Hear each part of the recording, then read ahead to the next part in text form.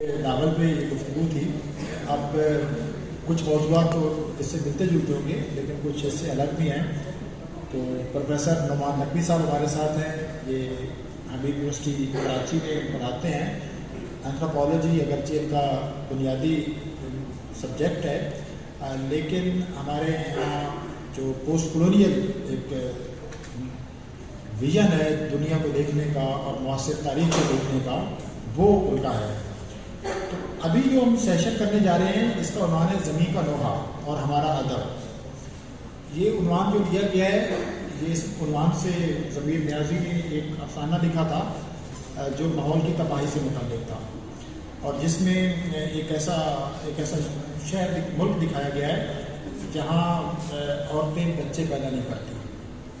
وہ کہ آگے کوئی انسانی نسل کا خاتمہ ہو رہا ہے. ایک گاؤں ہے جس میں ہمیں ایک جوڑا ملتا ہے کہ جو یعنی اس قابل ہوتا ہے خاتون کہ وہ بچہ پیدا کر سکتی ہے. خواتین ختم ہو گئی ہیں لیکن جب اس کے پاس وہ کچھ نئی ایک دوا ایجاد کر کے جاتے ہیں اس کو تجربہ کرنا چاہتے ہیں تو وہ جو اس کا شوہر ہے وہ انکار کر دیتا ہے اور وہ عورت بھی انکار کر دیتی ہے اور اس کے بعد انہی دنوں وہ اور خاتون جو اس کا وہ مر جاتی ہے اور اس کو زمین میں دبا دیا جاتا ہے. تو ایک طرح کا یہ ایک ایکو ڈیسٹوپیا ہے ایسا افسانہ یعنی جس میں ماحولیات کے حوالے سے ایک بالکل ایک تاریخ تصویر کہ ہم اس دنیا کے ساتھ کیا کر رہے ہیں. بعد میں ضمیر نیازی نے اسی عنوان سے کتاب بھی لکھی جو ہوئے تھے دھماکے ہوئے تھے ایٹمی دھماکے ان کے بعد اور اس میں بہت سی تحریریں جمع کی گئی تھی جن میں انتظار صاحب کی تحریریں تھی اور بھی بہت سے لوگوں کی. تو آج ہم اسی کو موضوع بنائیں گے کہ یہ جو زمین ہے ہمارا اس کا لوہا کیا ہے. میں آپ کے سامنے کچھ فیکٹس رکھنا چاہتا ہوں کہ اس وقت ہم جس سیارہ زمین پر موجود ہیں اس کی صورتحال کیا ہے. ہماری گفتگو سیاست معیشت معاشرت ان موضوعات پہ ہوتی ہے اور بلا شبہ ہونی چاہیے لیکن جتنی گفتگو زمین کے حوالے سے ہونی چاہیے کہ زمین کو کتنے خطرات درپیش ہیں وہ بالکل اس کے سلسلے میں حساسیت تک نہیں پائی جاتی. اس وقت تقریباً زمین کا 40% حصہ براہ راست متاثر ہے اس ایک طرح کی ڈیزاسٹر کا شکار ہے یعنی ماحولیاتی تباہی کے طور پر 40%. اور دنیا کی جو آبادی ہے آدھی آبادی 50% براہ راست متاثر ہے اور باقی 50% بالواسطہ متاثر ہے. اور یہ ایک طرح سے اور زمین کے اندر جو نیوٹرینٹس ہیں جو زمین کے اندر مادے ہیں غذائی مادے ہیں وہ تیزی سے کم ہو رہے ہیں. پانی بھی کم ہو رہا ہے اور زمین پہ اتنا بوجھ ڈالا گیا ہے کہ اس کے اندر فصلوں کو اگانے کی نباتات کو قائم رکھنے کی جانوروں کو قائم رکھنے کی جو سکت ہے وہ تقریباً دم توڑ رہی ہے. ایک جو پچھلے 70 سالوں میں ایک بڑا واقعہ ہوا ہے کہ جو سمندر کے کنارے مینگرووز کے درخت تھے وہ تیزی سے کم ہو گئے. یہ جو تھے ان کو کہا جاتا ہے کہ یہ جو درخت ہیں یہ سمندر اور زمین یعنی بٹوین سی اینڈ لینڈ ایک طرح کا انٹرفیس ہوتے ہیں اور زمین کو قائم رکھتے ہیں توازن کو بھی قائم رکھتے ہیں اور زندگی کو بھی قائم رکھتے ہیں. ان میں تقریباً 50% کمی ہوئی ہے اور اس کی جگہ جو ایک شرپ ایک فارمنگ ہے وہ شروع ہوئی ہے جس کے ذریعے آپ کا سارا پام آئل بنتا ہے اور یہ اس میں اور یہ اتنا خطرناک ہوتا جا رہا ہے. کراچی میں بھی یہ صورتحال ہے باقی بیشتر ایشیائی ممالک میں بھی اور باقی مغرب میں بھی. تو اس کے نتیجے یہ سب سے زیادہ خوفناک ہے اور اگر ہم اس کو روکا نہیں جاتا تو اگلے مطلب چند دہائیوں میں یہ رہنے کے قابل نہیں رہے گی زمین. اب بھی کراچی لاہور جس طرح کی فضا کی آلودگی کے یہ آپ کو نظر آتا ہے کہ 3-4 ماہ آتے ہیں جب یہ لاہور رہنے کے قابل نہیں رہتا اور لاہور کے بارے میں ہمارا جو وہ نہیں ہوتا. اب سوال یہ کہ ہم یہاں سے شروع کریں گے بعد میں ادب کی طرف بھی آئیں گے کہ یہ جو ماحول کی تباہی ہو رہی ہے اس تباہی کا جو بنیادی سبب کیا ہے اور بنیادی ذمہ دار کون ہے. یہ اس کا آغاز کب ہوا کیونکہ آپ کا اس میں کام بھی ہے خاص طور پر آپ جو ویسٹ کا جو ایک تصور ہے ڈیولپمنٹ کا تصور اور اب تک کیونکہ یہ جو ڈیولپمنٹ کا تصور ہے جیسے جیسے آپ کی ہم اکنامک گروتھ کے پیچھے بہت دوڑتے ہیں. ہم کہتے ہیں بہت زیادہ سڑکیں ہوں بہت زیادہ ریلیں ہوں بہت زیادہ کمیونیکیشن کے ذرائع ہوں لیکن اس کا جو ڈیمیج زمین کو مل رہا ہے اس کی طرف بالکل دھیان نہیں جاتا. آپ کہتے ہیں کہ اتنے فلائی اوورز ہونے چاہیے اتنے انڈر پاسز ہونے چاہیے فاصلے کم ہونے چاہیے لیکن اس سے زمین باقاعدہ اس سے سفر کرتی ہے. اور تو ہم آپ سے پوچھیں گے کہ یہ ڈیولپمنٹ کے تصور کا اور جس سے اکنامک گروتھ کا تصور ہے اس کا اثر زمین پر کیا پڑتا ہے اور ماحول کی تباہی پر. آداب بہت بہت شکریہ.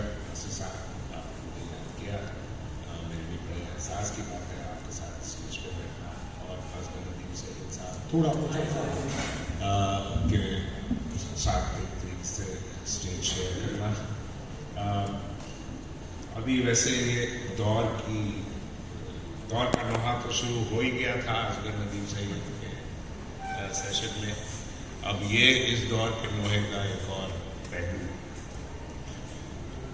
ظاہر ہے اس کا تعلق ہمارے یہاں ویسے ادب کے اندر جو ہے کافی ذکر ہے، کیونکہ آپ ادیب ہیں اور ادبی محفل بھی ہے، تو ہمارے یہاں ذکر تو کافی ہوا ہے ماحولیاتی تباہی کا، مگر اس کے ساتھ ساتھ جو اس کی بنیادیں ہیں اس کے اوپر گہری نظر میری نظر میں سب سے زیادہ جو تھی وہ انتظار حسین صاحب کی. انتظار حسین صاحب کا تجربے سے، کیونکہ اور تجربے کے فلسفے سے، پریگمیٹزم سے بڑا گہرا تعلق تھا. چنانچہ وہ یہ دیکھ پاتے تھے، مثال کے طور پر ہم لوگ ابھی یہاں آنے سے پہلے گفتگو کر رہے تھے، ایک بہت بڑا تجربہ ہوا میرا، آپ کا، ہم سب کا. وہ کیا ہوا؟ شہروں سے پرندے غائب ہو گئے. میں کراچی کا رہنے والا ہوں. میرے بچپن میں جھنڈ کے جھنڈ، طوطوں کے، بڑے طوطے، ہرے طوطے، جھنڈ کے جھنڈ، چھوٹے طوطے درخت سے درخت اڑتے پھرتے تھے، وہ غائب ہو گئے. اور بہت سارے پرندے، اور اس سے بھی زیادہ حشریات، کیڑے مکوڑے. کیسا کیسا کیڑا تھا، کیسی کیسی حشریات. انتظار حسین، یہ سب کسی کو یاد رکھنے والا تھا تو انتظار حسین صاحب تھے. یہ جو اتنا بڑا تجربہ، تباہی کا تجربہ جس سے ہم سب گزر رہے ہیں. اس وقت بھی یہ باہر کا موسم ہے، میں نے رنگ بھی اسی حساب سے بسنت کا پہنا اسی وجہ سے، مگر باہر جا کر آپ بیٹھیں تو ہوا میں دھواں ہی دھواں ہے. باہر کا احساس. اور اس شہر میں انتظار حسین صاحب کے دوست ناصر کاظمی صاحب، انہوں نے یہاں کی باہر کے بارے میں کیسی کیسی شاعری کی ہے. وہ ختم ہو گیا نا لاہور میں، وہ سارا ماحول ہی ختم ہو گیا. اس میں حیوانات اور نباتات دونوں شامل ہیں. اور اس زمین کا نوحہ سب سے زیادہ اس کا عنوان ہے زمین کا نوحہ، کیونکہ یہ عام لوگوں کے صورتحال کیا ہے کہ ایسا ہے کہ جیسے یہ تجربہ ان کو ہوا ہی نہیں، ذکر ہی نہیں کرتے. کیڑے مکوڑوں کا نوحہ اگر میں یہاں پڑھوں گا تو پڑھے لکھے لوگ جو ہے کہیں گے یہ پاگل ہے، کیڑے مکوڑوں کو رو رہا ہے. بھائی کیڑے مکوڑوں کے بغیر مثال کے طور پہ اگر شہد کی مکھی ختم ہو گئی تو ہم سب ختم ہو جائیں گے. نباتات جو ہیں وہ آپس میں خود مباشرت تو نہیں کر سکتے. شہد کی مکھی کے ذریعے یہ عمل ہوتا ہے. اگر شہد کی مکھی ختم ہو گئی تو نباتات ختم ہو جائیں گے. نباتات ختم ہو جائیں گے تو ہم بھی ختم ہو جائیں گے. اس میں کیا اس میں کوئی مطلب بڑی واضح سی بات ہے. اس کا ذکر کرنا یہ عجیب ہے کہ یہ تو ایسا عجیب دور ہے کہ لوگوں کو ایک تجربہ ہوتا ہے، وہ ایسا ہے وہ تجربہ ہی نہیں ہوا، تجربہ ہوا ہی نہیں. وہ جو انتظار حسین کے خالی خولی جدید دور کا آدمی جو ہے ادھورا ہے. ہم سب ہیں، وہ ہمیں تجربے ہوتے ہیں، ہم تجربے ایسا ہے کہ وہ تجربہ ہم سے ہمارے بیچ سے گزرے. اس کے بارے میں دراصل یہ ترقی کا تصور جو ہے وہ نہ تو صرف حیوان کش، نبات کش، نسل کش، انسانیت کش، ہر طریقے سے کش ہی کش ترقی کا جو یہ تصور ہے اور عمل ہے. ایک تو انتہائی نسل پرستانہ، ظاہر ہے کہ ایک نسل پرستانہ تصور ہے جس میں سمجھا یہ جاتا ہے کہ گوروں کی جو تہذیب ہے اور گوروں کے جو معاشرے ہیں وہ انسانی تاریخ کی تکمیل ہے. بالکل ایک بکواس بات ہے. آپ کو پتا ہے کہ دنیا کے سمندروں میں بڑے بڑے علاقے ساحلوں پر ڈیڈ زونز ہیں جہاں پر سمندر کے اندر کوئی لائف نہیں پائی جاتی، اسی وجہ سے اس کو ڈیڈ زون ہے۔ اور یہ پتہ ہے کہاں واقع ہے؟ تمام ترقی یافتہ ممالک ان کے ساحل جو ہے وہاں کے سمندر ختم ہو چکے، وہ معاشرے حیوان کش نباتات کش معاشرے، یہی ترقی کا عمل رہا ہے۔ شروع سے علم کے حساب سے بھی ہم لوگ ذکر کر رہے تھے Francis bacon 17th century enlightenment کے بالکل شروعات کے دور کا بڑا مفکر، کوئی انگریز نواب فرانسس بیکن، سر فرانسس بیکن ہے نا، 90 ہے، تو وہاں کی جو اشرافیہ تھی اس کا ظاہر ہے اس نے کیا کہا، پہلی دفعہ علم کا ایسا تصور پیش کیا گیا۔ اس نے کہا کہ علم کا کیا مقصد ہے؟ قدرت پر حاوی ہونا۔ The purpose of knowledge is to dominate nature۔ Urdu میں تو ویسے آپ اس کو صحیح طریقے سے کہہ بھی نہیں سکتے۔ قدرت پر حاوی ہونا یہ کیا معنی رکھ سکتا ہے؟ قدرت تو خود قدرت ہے، power. How can you dominate power? It doesn't make any sense۔ Urdu میں تو آپ اس جملے کو صحیح طریقے سے ادا بھی نہیں کر سکتے، اور یہ انسانی تاریخ میں بالکل نیا علم کا تصور کہ علم کا مقصد کیا ہے؟ قدرت پر حاوی ہونا، یعنی قدرت سے دشمنی۔ جدید علوم ترقی پذیر، کیونکہ یہ جو گروتھ کی بھی اگر آپ بات کریں سارا مقصد ہی ہے، تمام تہذیب کا معیار یہ بنا کے رکھ دیا ہے۔ تو ایک طرف تو یہ انتہائی نسل پرستانہ تصور ہے، ترقی کا تصور، اور ساتھ ساتھ حیوان کش، جیسے میں کہہ رہا تھا، حیوان کش نباتات کش، اور ساتھ ساتھ یہ بڑی اہم چیز ہے۔ اب کیا وقت ہوا ہے، میں یہ آخری ایک چیز، کیونکہ کیا ہوا کہ پہلی جنگ عظیم کے بعد جو سوچنے سمجھنے والے لوگ تھے وہ بالکل ہل کر رہ گئے نا، کہ یہ انسانی تاریخ کی سب سے بڑی جنگ، آپ کو پتا ہے پچھلے 2000 سال میں جو جنگیں ہوئی ہیں اس میں آدھے سے زیادہ لوگ ان دو جنگیں جو 10 سال کی جنگیں ہیں، پہلی جنگ عظیم اور دوسری جنگ عظیم، ان میں مرے۔ انہوں نے باقاعدہ ایک دوسرے کو نسلی طور پہ ٹوٹل وار کا تصور پیدا ہوا، ان لوگوں نے ایجاد کیا ٹوٹل وار۔ انسانی تاریخ میں اس طرح کی پہلے کوئی چیز نہیں تھی۔ جنگ کا مقصد یہ نہیں ہوتا تھا کہ آپ دوسری نسل، اس کی قوم ختم کرتے ہیں، نسل مٹا دیں، جو یہ کرتے آئے تھے تیسری دنیا میں، یہی کیا نا 300 سال 400 سال سے، پورا صاف کر دیا، کانٹیننٹ صاف کر دیا، نارتھ امریکہ، وہاں سے جو 100 ملین کے حساب سے لوگ غائب ہوئے، ختم ہوئے۔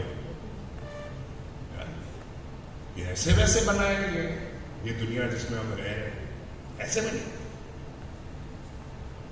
تو ایک تو انہوں نے اچھا، مگر اصل اس کی بنیاد جو ہے وہ پروٹسٹنٹ، کیونکہ پہلی جنگ عظیم کے بعد کئی کتابیں لوگوں نے ترقی کے تصور، جو انٹلیکچوئل ہسٹورینس تھے انہوں نے لکھی۔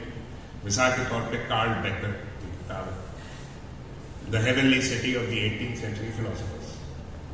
پروٹسٹنٹ تھی، پروٹسٹنٹ ریفارمیشن کے بعد یہ ہوا کہ انہوں نے نیا تصور پیدا کیا جو کہ ان کے اندر پوٹینشیل موجود تھا، آف کنگڈم آف ہیون آن ارتھ۔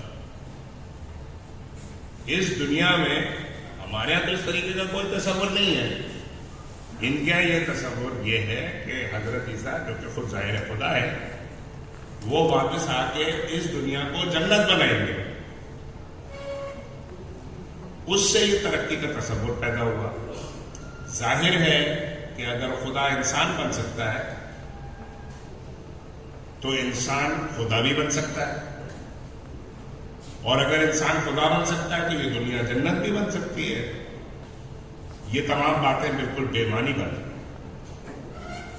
یہ دنیا جنت نہیں بن سکتی، انسان امورٹل نہیں ہو سکتا، इंसान कायनात पर छा नहीं सकता, टेक्नोलॉजी में उसकी निजात नहीं है, यही उसके साथ तस्वर पैदा हुआ जो कि तरक्की का तस्वर है, हिस्टोरिकल सैल्वेशन, कि आपको इस दुनिया में निजात मिल जाएगी। इस दुनिया में क्या निजात मिल सकती है आदमी को? कैद हयात और बंद गम, असल में दोनों एक है। मौत से पहले आदमी गम से निजात पाए, क्यों? हाँ, तो यहां पे इस दुनिया में निजात हासिल करना, उसके चक्कर में दुनिया को बर्बाद करके रख दिया, कुदरत को भी बर्बाद करके रख दिया, कुदरत के ऊपर इस तरीके से। हाँ, तो एक तो ये heavenly city of the 18th century philosophers, उसी आई millennium and utopia, study of the idea of progress, Ernest टूविल्सन, ये भी 30s की लिखी हुई किताब। ऑक्सीडेंटल एस्केटोलॉजी, 19 वर्ल्ड वॉर 2 के बाद और भी हुआ। तो दुनिया कोई ऐसी जंग तो मतलब किसी ने कभी सोचा, वहमो गुमान में लोगों में नहीं था। तो ऑक्सीडेंटल एस्केटोलॉजी, मीनिंग इन हिस्ट्री। अभी हाल में मेरी पसंदीदा हिस्टोरियन जो है वो प्रिया साथिया, उन्होंने किताब लिखी है टाइम्स मॉन्स्टर, प्रोग्रेस के बारे में। शी इज अ हिस्टोरियन, बहुत अच्छी मॉडरेट है वो, और उन्होंने ये किताब लिखी है टाइम्स मॉन्स्टर, जो कि हिस्ट्री को नाम दिया, प्रोग्रेस को नाम दिया उन्होंने, वक्त का भूत प्रोग्रेस को कहा है। प्रोग्रेस क्या है? प्रोग्रेस का ये मेयार है कि दुनिया से तमाम जो गोरे नहीं है वो खत्म हो जाएंगे, दैट इज प्रोग्रेस। उन्होंने 19th century, early 20th century में तो ये लोग यही कहते थे, हाँ, कि वक्त इन लोगों की तकदीर है कि ये सफाई हस्ती से ही मिट जाएंगे, ये तमाम कौम जो गोरे नहीं। ये तो बुनियाद है इसकी। तो ये नस्ल कुशी और कुदरत कुशी दोनों साथ जुड़े हुए ना इसमें तरक्की के तस्वर। जी बहुत शुक्रिया, आपने बहुत ही वजाहत से। मैं चाहता था कि चूँकि इस पर हमारे यहाँ गुफ्तगू नहीं होती, हमारे यहाँ तरक्की जो है ये एक बहुत ही मच डिज़ायर्ड थिंग है, तो मैं इसलिए चाहता था कि आप तफसील से तरक्की के इस तस्वर और इस तरक्की की जो एपिस्टेमोलॉजी है, जो पीछे इसके इल्म मौजूद है, वो आप उस पर रोशनी डालें। अब इससे जो जाहिर हो गया कि ये तरक्की का तस्वर है, इसके पीछे मगरिब का नस्ल परस्ताना इल्म है, ये वो इल्म जिसकी बुनियाद नस्ल परस्ती पर है। अब सवाल ये कि ये सब कुछ हो रहा है, अब इसका मुतबादिल क्या है, आगे हम कैसे बढ़ें? क्या हमारे पास कोई ऐसा है एक नया मुतबादिल तस्वुर इल्म, और उसमें इतनी ताकत मैं लफ्ज़ इस्तेमाल नहीं करूँगा कि क्या ये मुमकिन है कि हम उसको इसके साथ रिप्लेस करने की सोच सकें और दुनिया के सामने वो तस्वुर पेश करें और इस ज़मीन को और ज़मीन पे मौजूद तमाम जो जिंदा अनवा हैं उनको बचा सकें और उनको जीने का हक वापस दिलवा सकें? ये जदीद दौर में, जदीद दौर के यानी जदीद इंसान का एक बहुत बड़ा काम यह है कि वो हर वक्त अपनी तारीफें करता है कि हम इंसानी तारीफ के बेहतरीन लोग हैं। हाँ, ये तारीखी नफ्स परस्ती या नरगिसियत लोग कहते हैं, नरगिसियत लोग इस्तेमाल करते हैं, मुझे नफ्स परस्ती बेहतर लगता है। तारीखी नफ्स परस्ती तरक्की के तस्वुर में हर वक्त अपनी तारीफें करते रहना। जदीद लोग, पढ़े लिखे लोग जो हैं वो हर वक्त अपनी तारीफें करते हैं। कमाल की बात है, माजी के तमाम लोग जो है वो समझते थे कि हमारे आबा और अजदाद हमसे बेहतर लोग थे, हम जलील कमीने लोग। हाँ, शरीफ लोग थे। यहाँ पे तो ये हाल है कि वो समझते हैं कि इनसे बेहतर इंसानियत का कोई, ये इंसानियत की तकनीक है। इससे ज्यादा खतरनाक क्या चीज हो सकती है? इससे ज्यादा खतरनाक कोई चीज नहीं हो सकती कि आप समझे कि आप पूरी इंसानियत की तारीख के बेहतरीन लोग आप। हाँ,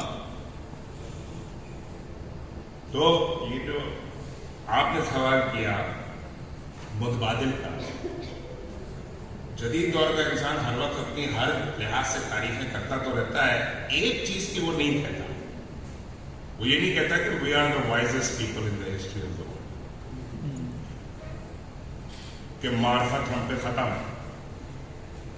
وہ تو انہوں نے نام ہی مٹا دیا, وزڈم کا نام ہی متروک ہو گیا, آر کے.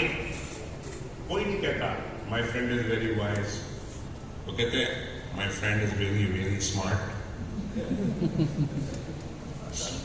وائز کی جگہ لے لی اسمارٹنس نے, چالاکی نے.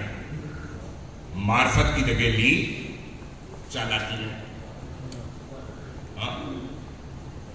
تو سب سے پہلے آج یہ جو آپ کہہ رہے ہیں نا, آگے کیسے, آگے جانے کے لیے پیچھے جانا ضروری ہے.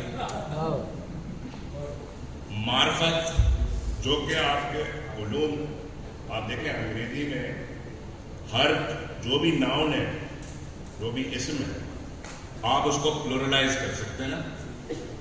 کپ کپس, حتیٰ کہ گاڈ سے گاڈس, ایک چیز کو آپ پلورلائز نہیں کر سکتے انگریزی میں. نالج, اگر میں کہوں نالج از, تو ایسا لگے گا جیسے میں کوئی گرامیٹکلی انکریکٹ. بھائی کوئی ناؤن ہے, اس کو پلورلائز نہیں کر سکتے.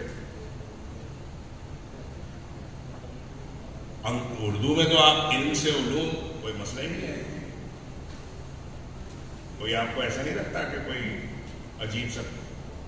عجیب سی اصطلاح استعمال کیا علوم وغیرہ. انگریزی میں آپ کہیں گے نالجز, تو آپ کو ایسا لگے گا آپ نے کوئی عجیب بات کی ہے نا, کوئی گرامر کی بلکہ کوئی غلطی کیا.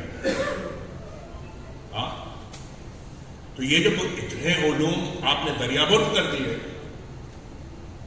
معرفت کے جو علوم تھے آپ کے, ادب کے, معرفت کے, وہ سارے علوم آپ نے دریابرد. آپ کا انتہائی معرفانہ فلسفیانہ مزاج روایتی طور پر.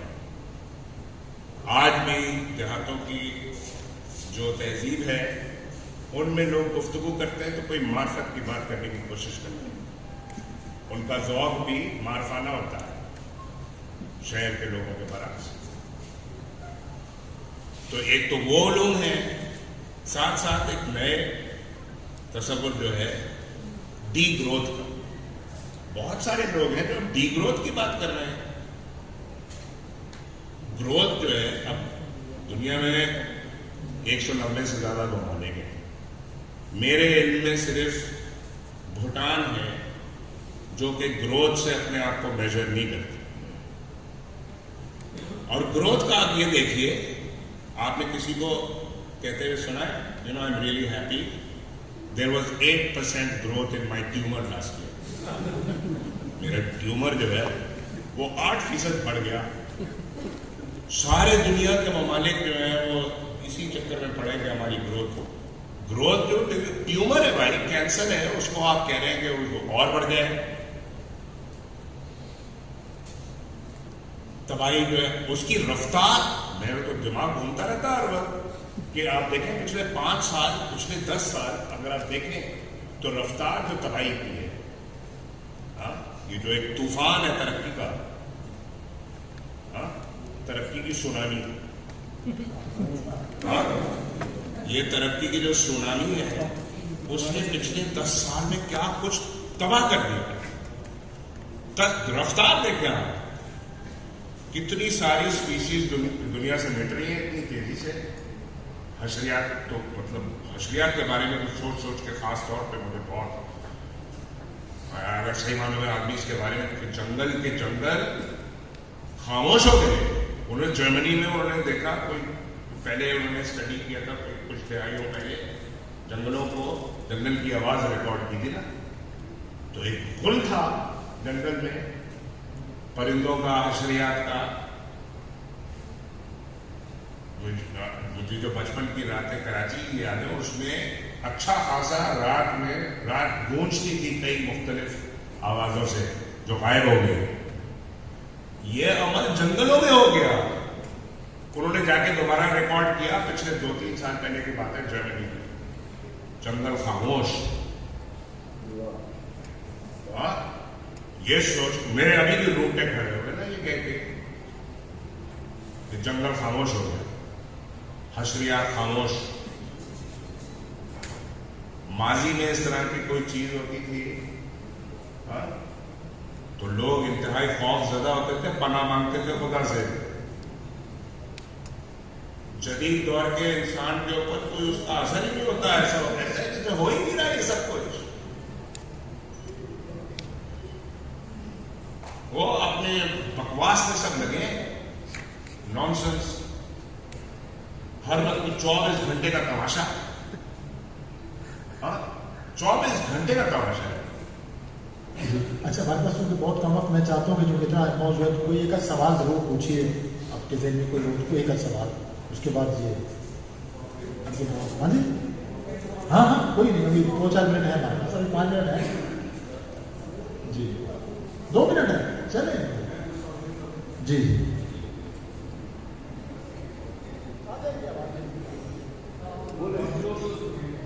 मेरा वैसे कान बंद हुए तो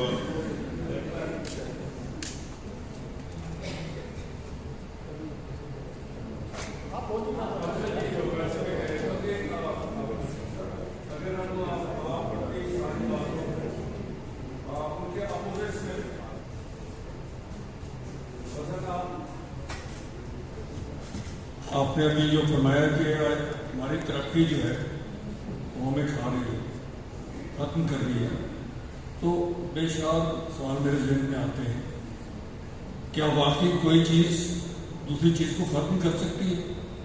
और क्या खात्मा होता है या कोई और शक्ल उसके सामने आ जाती है? या ये कि अगर हम आपके मानों में दूसरे रास्ते पे चलने लगे, तरक्की को छोड़कर तनज़्ज़ुली की तरफ जाने लगे, तो क्या हम ज़्यादा खुश होंगे? क्या आखिरी चीज क्या कहेंगे? कि हम तरक्की को छोड़ के, तरक्की इतनी खतरनाक है, तबाह खून है, इसको छोड़ के हम तनज़्ज़ुली की तरफ चलना शुरू करें तो ज़्यादा बेहतर है। इससे ज्यादा तनज़्ज़ुल क्या होगा भाई? क्या बात कर रहे हैं? मतलब ये तनज़्ज़ुल की इंतहा है जिसमें हम ये, इससे ज्यादा क्या तनज़्ज़ुल हो सकता है? आप अजीब बात कर रहे हैं। हाँ, गुलाम अब्बास है। यूजुअली ऐसा होता है कि जैसे आप जदीद इंसान कह रहे हैं, हमें एक चीज़ सिखाई जाती है कि जब भी कोई प्रॉब्लम होता है तो उसका एक सोल्यूशन होता है, वो सोल्यूशन होना चाहिए। लेकिन मैं आज सोल्यूशन का नहीं आपसे पूछूंगा, मैं सिर्फ उस रवैये का पूछूंगा, वो रवैया जो तारीखी एतबार से इस खित्ते के हवाले से हो कि इस तरह के मसाइल होते हुए हमारा रवैया क्या होना चाहिए, क्योंकि जो सोल्यूशंस आते हैं इन्हीं सिस्टम्स के through they are equally destructive. I don't believe that this solutions. देखिए वो मैं डी ग्रोथ की जो बात कर रहा था, डी ग्रोथ कम्युनिज्म बाहर जो है वो अभी हाल में ही वो अंग्रेजी में भी उसका तर्जुमा हुआ है, साइको नाम है। मार्क्स के अंदर के पहले भी मौजूद था प्रिमिटिव कम्युनिज्म का तस्वर। भाई हम लोग इंसान की सबसे बड़ी, सबसे तवील जो सोशल साइंस की स्टडी आज तक किसी ने किया, हार्वर्ड में कुछ सोशल साइंटिस्ट ने कई किए, कई जनरेशंस पे, उससे ये पता लगा कि इंसान को असल खुशी जो मिलती है वो उसके रिश्तों से मिलती है। आपकी खुशी का असल के हालात तो आदमी के बदलते रहते हैं, ये तो लालूजी ने, उसके रिश्तों से आपने इंतहाई सादा जिंदगी गुजारनी है। ये आप देखें इस दौर में अय्याशी की कोई इंतहा नहीं है। लोगों के पास जो दौलत है, कोई मुझे कहता है ये पता है ये गाड़ी जो है 12 करोड़ की गाड़ी, मेरा जैसा आदमी जो है 5 घर बना ले, उसने एक गाड़ी 12 करोड़। हाँ, मतलब अय्याशियों की कोई इंतहा नहीं है। और समझा जाता है कि बेहतर इंसान वही है जिसके पास खूब वो ये पढ़ा लिखा होने के टिशनबाजी करता है, हाँ, और साथ साथ उसके पास खूब दौलत हो, तो बस ये इंसानियत की तकमील है। जी बहुत शुक्रिया।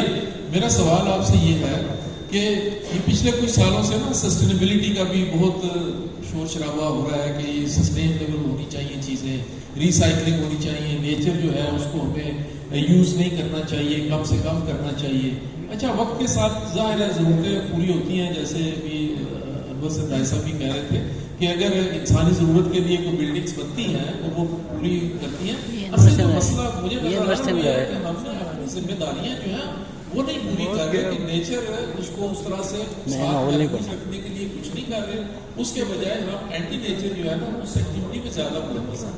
اگر اس کے ایکول ہم نیچر کو بھی ممبرس جیسے انگلینڈ یا امریکہ میں جاتے ہیں تو گرینری نظر آتی ہے، پرندے نظر آتے ہیں، ہمارے یہاں پہ نظر نہیں آتے تھرڈ ورلڈ میں، لیکن این جی اوز جو ہے ان کو فنڈس جو وہ اتنے مل جاتے ہیں اس نام کے اوپر۔ تو بیسیکلی تو یہ سارا کیپٹلزم کا ایک ڈرامہ ہے، سب جس سے کے نام پہ یہ سارا سب سے زیادہ قدرت کو ڈسٹروائے کرنے والے وہی لوگ ہیں ساری دنیا میں۔ یہ تو ابھی آپ اس پہ ناصر صاحب بھی لمبا تبصرہ کر سکتے ہیں، میں بھی کر سکتا ہوں کہ قدرت کشی کا یہ عمل نسل کشی کے ساتھ ساتھ چلا اس تمام دور میں، پورے کے پورے۔ آپ کو پتہ ہے یہ جو امریکہ ہے، نارتھ امریکہ، اس میں مڈ ویسٹ میں یہ بفلو ہوا کرتے تھے، لاکھوں دسیوں لاکھ کے حساب سے، گوروں نے وہ سب ختم کر لوگوں کو۔ ایک تو گوروں کے بارے میں، کیونکہ وہ ہمارے گورا کوئی ہمارے باہر نہیں، ہمارے اندر ہے، نس نس میں ہے، تو ایک طرف تو ان کو گوروں کے بارے میں ضرورت سے زیادہ پتہ ہے، اور ویسے کچھ بھی نہیں پتہ، انہوں نے اس کی کوئی تاریخ واریخ کچھ نہیں پڑھی، کچھ نہیں پتا کہ کیا کس طریقے سے بہت شکریہ۔ ہم اس سیشن کا خاتمہ میں مدیر نیازی کے ایک شعر پہ کرنا چاہتا ہوں۔ وہ شعر اسی سے متعلق ہے کہ ملتی نہیں پناہ ہمیں جس زمین پر، ایک حشر اس زمین پر اٹھا دینا چاہیے۔ تو ہم نے ان حشرات کی طرف سے، ان نباتات کی طرف سے اور انسانوں کی طرف سے ایک چھوٹا سا حشر اس زمین کے چھوٹے سے ٹکڑے میں اٹھانے کی کوشش کی ہے۔ آپ سب کا بہت شکریہ۔